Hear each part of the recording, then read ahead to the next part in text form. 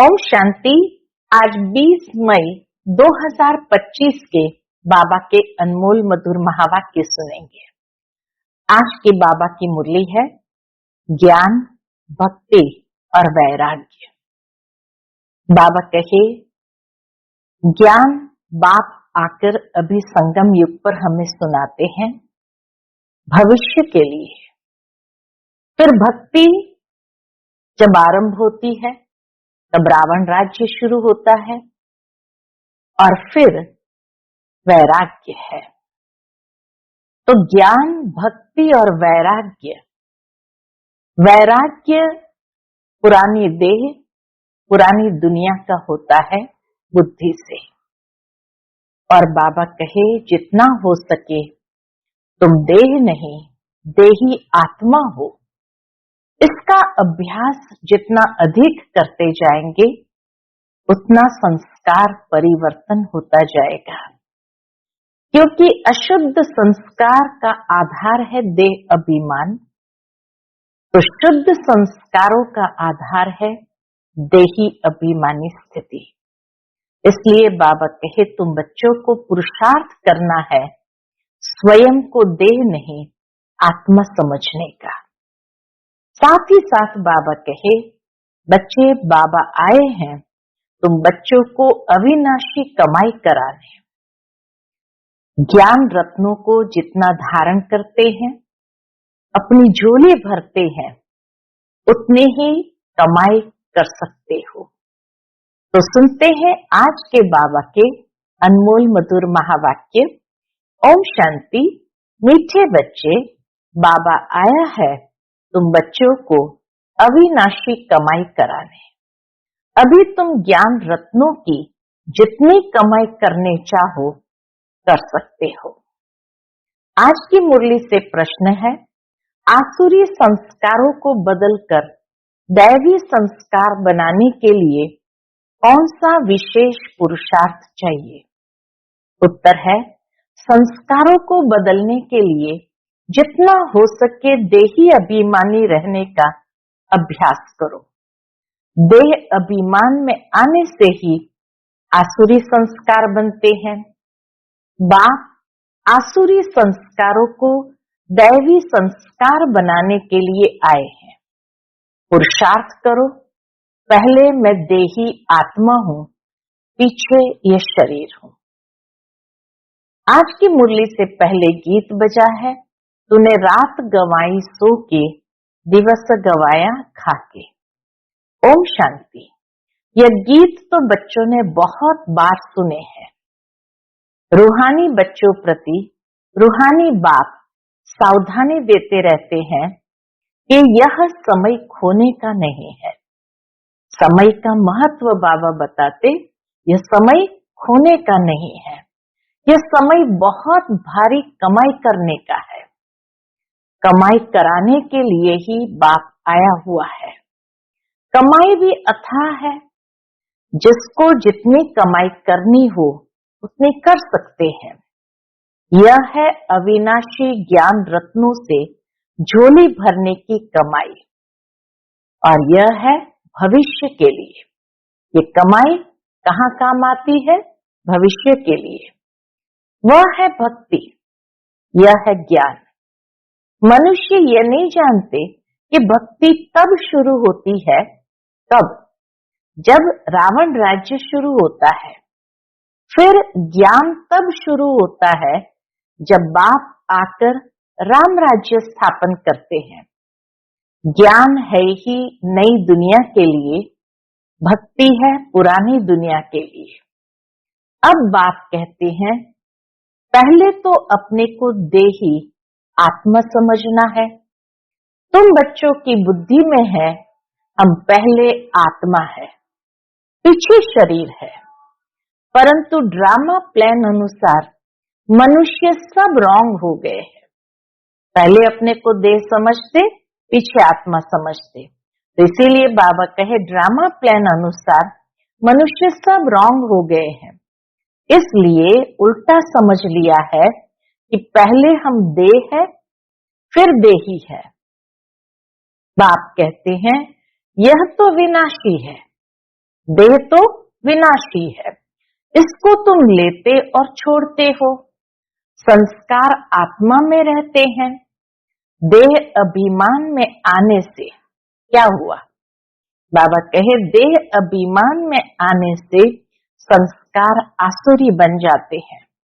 फिर आसुरी संस्कारों को दैवी बनाने के लिए बाप को आना पड़ता है।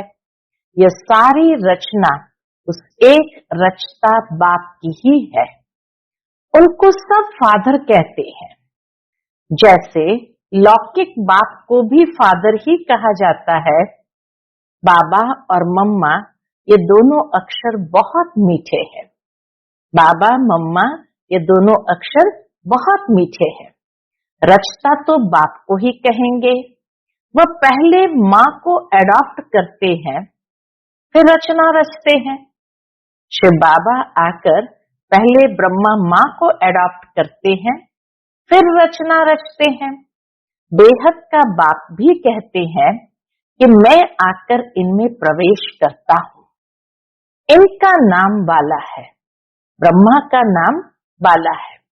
कहते भी है भागीरथ, इसीलिए सबसे भाग्यशाली रथ वही है। मनुष्य का ही चित्र दिखाते हैं, कोई बैल आदि नहीं है। भागीरथ भक्ति मार्ग में भी मनुष्य का ही चित्र बताया गया है, कोई बैल आदि नहीं है। भागीरथ मनुष्य का तन है। बाप ही आकर बच्चों को अपना परिचय देते हैं। तुम हमेशा कहो हम बाप दादा के पास जाते हैं। सिर्फ बाप कहेंगे तो वह निराकार हो जाता। निराकार बाप के पास तो तब जा सकते जब शरीर छोड़े। परमधाम तो तब जाएंगे जब सब शरीर छोड़ेंगे। ऐसे तो कोई भी जा नहीं सकते। ये नॉलेज बाप ही देते हैं। ये नॉलेज है भी बाबा के पास। बाबा कहे परमात्मा ही ज्ञान का सागर है, तो ये नॉलेज है भी बाप के पास। अविनाशी ज्ञान रत्नों का खजाना है। बाप है ज्ञान रत्नों का सागर, पानी की बात नहीं है। ज्ञान रत्नों का भंडारा है, उनमें नॉलेज है। नॉलेज पानी को नहीं कहा जाता। जैसे मनुष्य को बैरिस्ट्री, डॉक्टरी आदि की नॉलेज होती है, यह भी नॉलेज है। इस नॉलेज के लिए ही ऋषि मुनि आदि सब कहते थे कि रचता और रचना के आदि मध्य अंत की नॉलेज हम नहीं जानते। माना चाहना तो थी उनकी भी जानने की, लेकिन कहीं से प्राप्त नहीं हुआ। वह तो एक रचता ही जाने। झाड़ का बीज रूप भी वही है। सृष्टि के आदि मध्य अंत का नॉलेज उसमें है। वह जब आए तब सुनाए। अभी तुमको नॉलेज मिली है तो तुम इस नॉलेज से देवता बनते हो। नॉलेज पाकर फिर प्रारब्ध पाते हो। वहां फिर इस नॉलेज की दरकार नहीं रहेगी।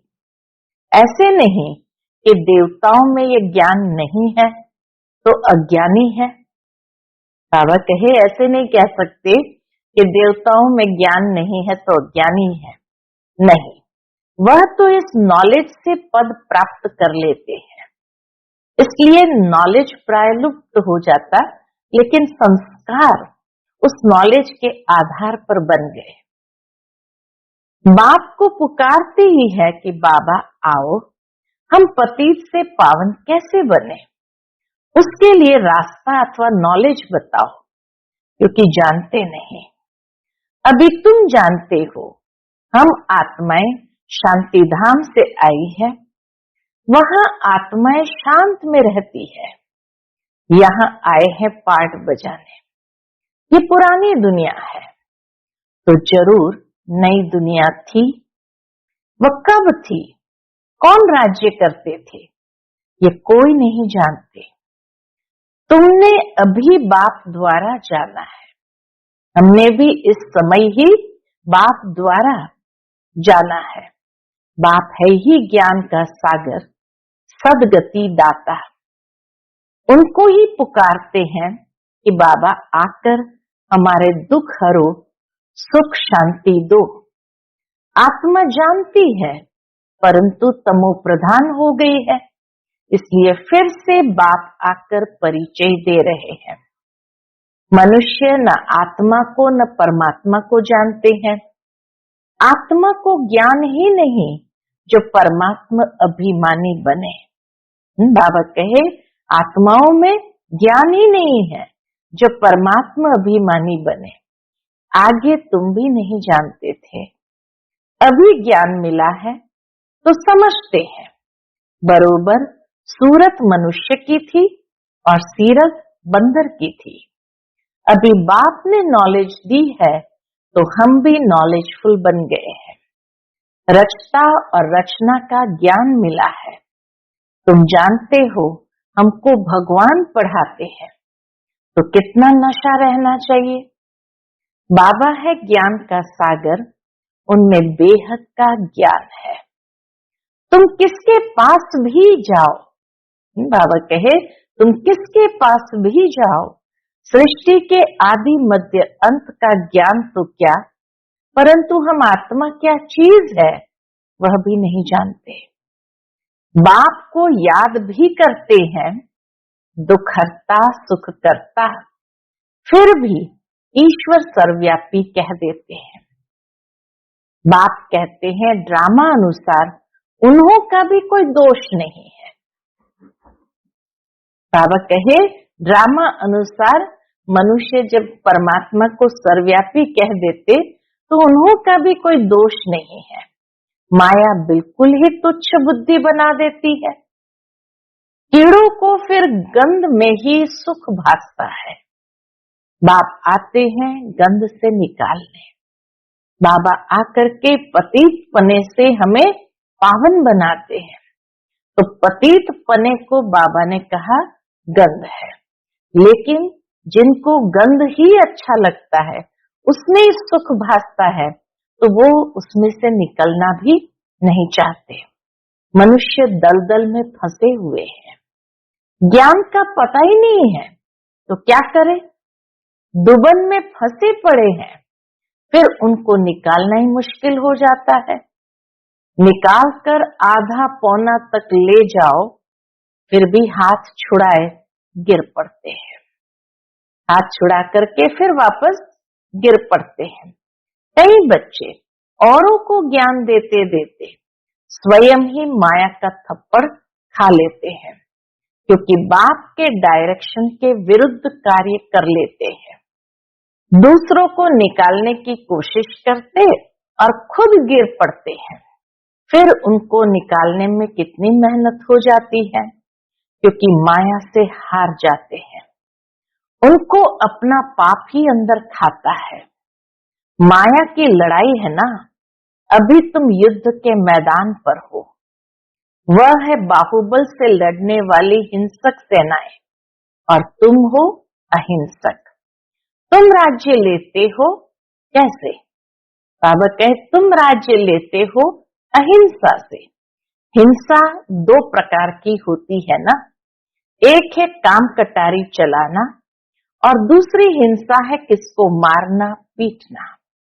तुम अभी डबल अहिंसक बनते हो। ये ज्ञान बल की लड़ाई कोई नहीं जानते।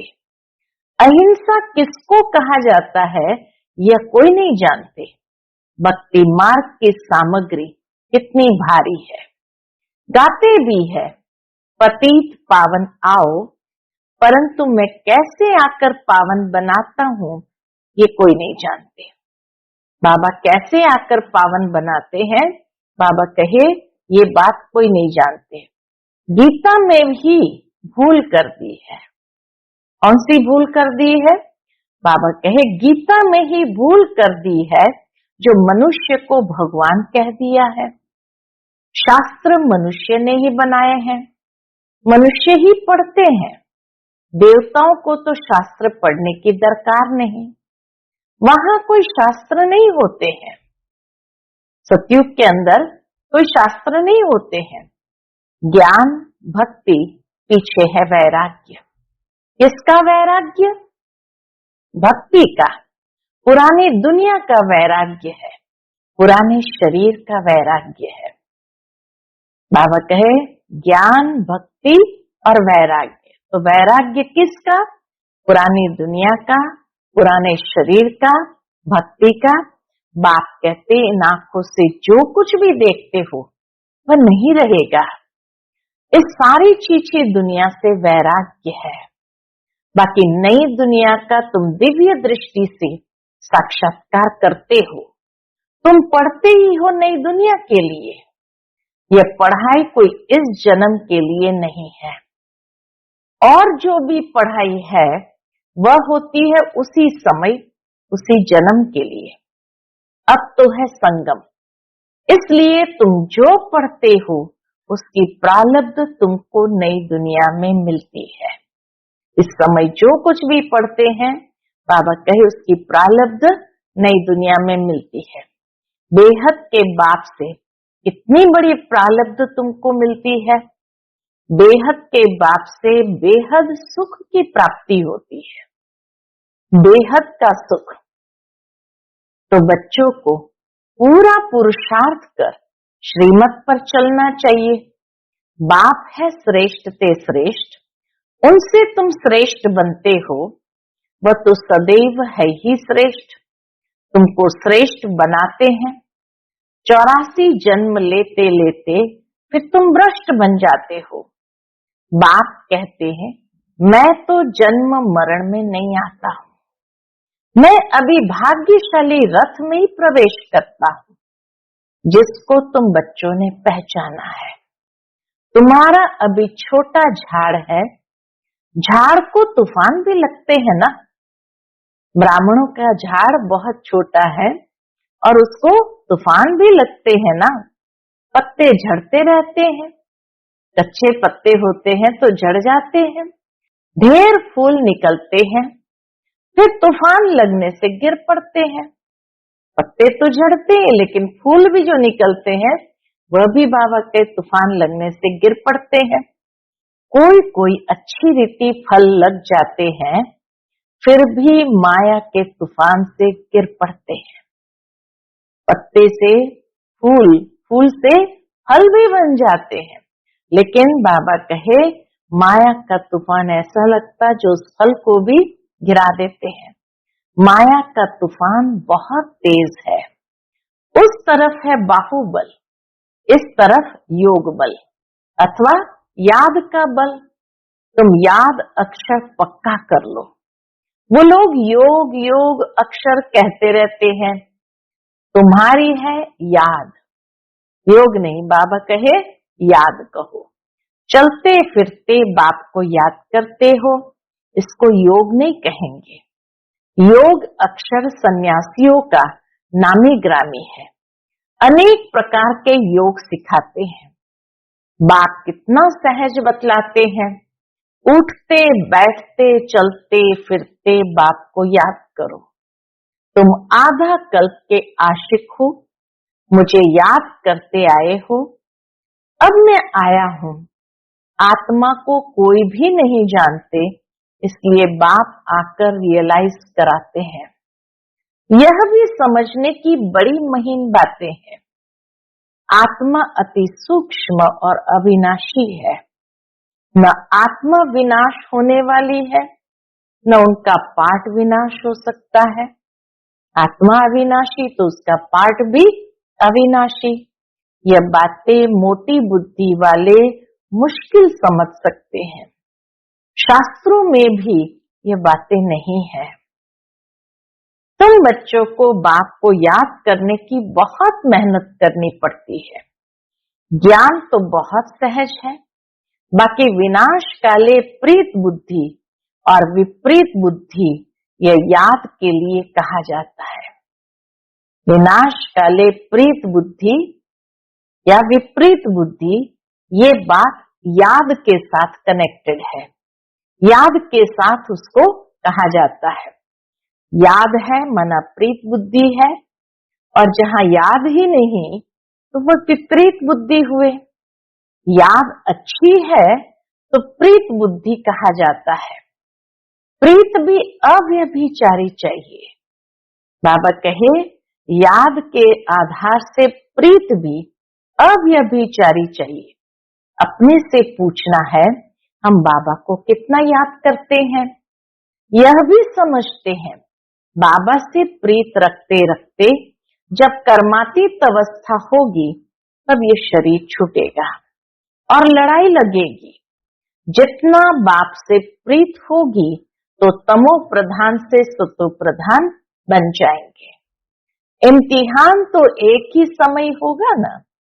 जब पूरा समय आता है, सबकी प्रीत बुद्धि हो जाती है, उस समय फिर विनाश होता है। तब तक झगड़े आदि लगते रहते हैं।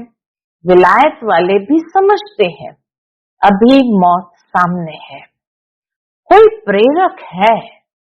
समझते हैं कोई प्रेरक है जो हमसे बॉम्ब्स बनवाते हैं, परंतु कर क्या सकते हैं। ड्रामा की नूंद है ना।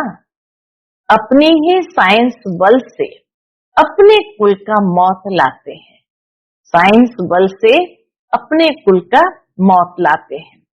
बच्चे कहते हैं पावन दुनिया में ले जाओ, तो शरीरों को थोड़ी ले जाएंगे। पावन दुनिया में बाबा ले जाएंगे, शरीरों को थोड़ी ले जाएंगे। बाप कालों का काल है ना, ये बातें कोई नहीं जानते। गाया हुआ है मिरुआ मौत मलु का शिकार।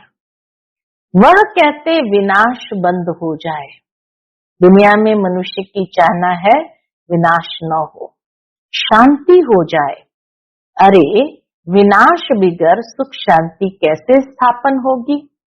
इसलिए चक्र पर जरूर समझाओ। अभी स्वर्ग के गेट खुल रहे हैं। बाबा ने कहा है इस पर भी एक पुस्तक छपाओ, गेट वे टू शांति धाम सुख धाम। इनका अर्थ भी नहीं समझेंगे, है बहुत सहज, परंतु कोटों में कोई मुश्किल समझते हैं। तुमको प्रदर्शनी आदि में कभी दिल शिकस्त नहीं होना चाहिए।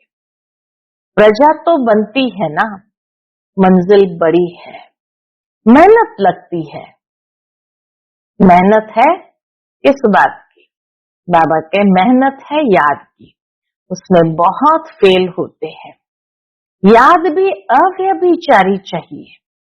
माया घड़ी घड़ी बुला देती है। मेहनत बिगर थोड़ी कोई विश्व के मालिक बन सकते हैं। पूरा पुरुषार्थ करना चाहिए। हम सुख धाम के मालिक थे, अनेक बार चक्कर लगाया है, अब बाप को याद करना है। माया बहुत विघ्न डालती है। बाबा के पास सर्विस के भी समाचार आते हैं। आज विद्युत मंडली को समझाया, किसी ने बाबा को समाचार भेजा होगा, आज विद्युत मंडली को समझाया, आज यह किया। ड्रामा अनुसार माताओं का नाम बाला होना है। तुम बच्चों को ये ख्याल रखना है, माताओं को आगे करना है। बाबा समझाते हमेशा बहनों को आगे करना है। यह है चैतन्य दिलवाड़ा मंदिर। तुम चैतन्य में बन जाएंगे, फिर तुम राज्य करते रहेंगे। भक्ति मार्ग के मंदिर आदि रहेंगे नहीं। फिर नई दुनिया में भक्ति मार्ग के मंदिर आदि भी रहेंगे नहीं। अच्छा, मीठे मीठे सिकिलते बच्चों प्रति माता पिता बाप दादा का याद प्यार और गुड मॉर्निंग। रूहानी बाप की रूहानी बच्चों को नमस्ते। हम सभी रूहानी बच्चों की रूहानी माता पिता बाप दादा को याद प्यार गुड मॉर्निंग और नमस्ते नमस्ते। शुक्रिया बाबा, शुक्रिया। आज की मुरली से धारणा के लिए मुख्य सार है। पहली पॉइंट, एक बाप से अव्यभिचारी प्रीत रखते रखते कर्मातीत अवस्था को पाना है। इस पुरानी देह और पुरानी दुनिया से बेहद के वैरागी हो। इस पुरानी देह और पुरानी दुनिया से बेहद का वैराग्य हो। दूसरी पॉइंट, कोई भी कर्तव्य बाप के डायरेक्शन के विरुद्ध नहीं करना है। युद्ध के मैदान में कभी भी हार नहीं खानी है, डबल अहिंसक बनना है। आज का बाप दादा का मधुर वरदान हम बच्चों के लिए है, शुभ भावना से सेवा करने वाले बाप समान, अपकारियों पर भी उपकारी भव। शुभ भावना से सेवा करने वाले बाप समान, अपकारियों पर भी उपकारी भव।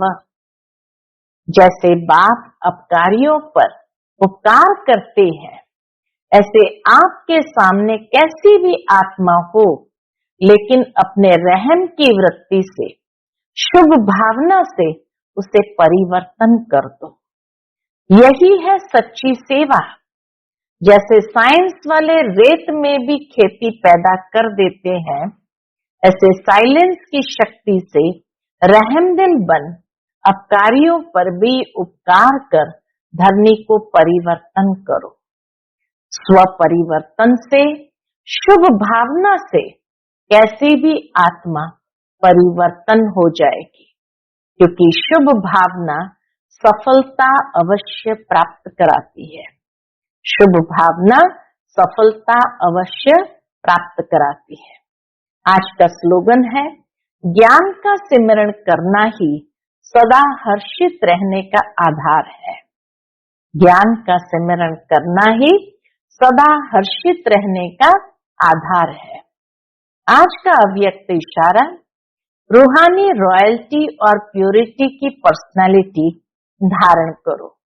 इसके अंतर्गत आप ब्राह्मणों जैसी रूहानी पर्सनालिटी सारे कल्प में और किसी की भी नहीं है, क्योंकि आप सबकी पर्सनालिटी बनाने वाला ऊंचे पे ऊंचा स्वयं परम आत्मा है। आपकी सबसे बड़े से बड़ी पर्सनालिटी है। स्वप्न व संकल्प में भी संपूर्ण प्योरिटी। इस प्योरिटी के साथ साथ चेहरे और चलन में रूहानियत की भी पर्सनालिटी है। अपनी इस पर्सनालिटी में सदा स्थित रहो तो सेवा स्वतः होगी। अपनी इस पर्सनालिटी में सदा स्थित रहो तो सेवा स्वतः होगी। अच्छा, ओम शांति।